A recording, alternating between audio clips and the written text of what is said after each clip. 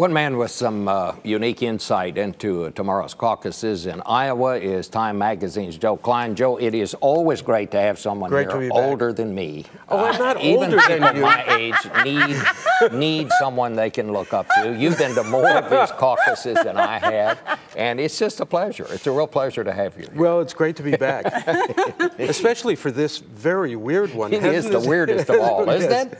You know, it's as if the Republican Party caught malaria, and you know, the candidates get really hot, they get fevered, and then they go into then they cool off and they have chills.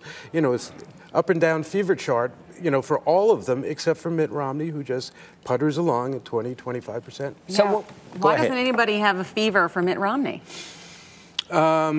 Because, you know, there are three reasons that I found. One is that his record in Massachusetts, they don't like the fact that he passed universal health care there. Number two, and this is something I get really in a surprisingly amount, is that people think of him as a rich guy.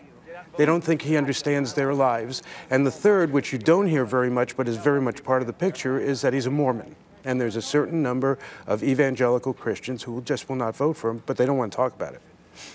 And you've heard that from voters here? They brought up those particular things? Yeah. The most surprising one is that he's a rich guy. And you see a lot of anti-Wall Street sentiment, especially from Tea Party sorts. And the Tea Party sorts are the ones who have been most disaffected in this race. They're the ones who are jumping from candidate to candidate to candidate, trying to find a home. We've been talking about this all morning, and that is this projection that that's in the Des Moines Register poll. When you get down really deep into the weeds of that poll, it says that 60% of the vote out here in 2008 was evangelical Christian. This time they're projecting only 30%. Now, I asked Michelle Bachmann, I said, well, what happened? Did they all become Democrats, or did they go away? John Dickerson says it's that Mike Huckabee brought out more of those folks than normal. What do you think that's all about? I think it's partially that, but also there are a lot of independents who pick one side or the other, and this time you only have one side. And a lot of those independents are going to Ron Paul, which brings down the number of evangelical voters here. But you know, the interesting thing is that this place is supposed to winnow out candidates, and it may not winnow out anybody. You know, the thing that the political pros have been talking about here the last few days isn't Iowa at all. It's South Carolina, where people think that the anti-Romney will emerge.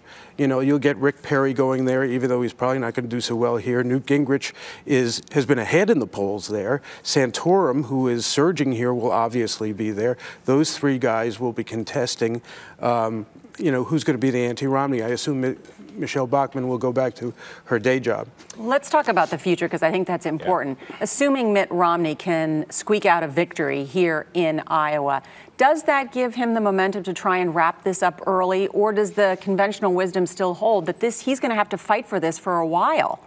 Yeah, I think he's going to have to fight for it, in part because the rules have changed. Right. You know, it's not winner take all anymore. He could win every primary between now and the Republican convention and still find himself in a death fight at that convention if you have two other candidates, one of them being Ron Paul.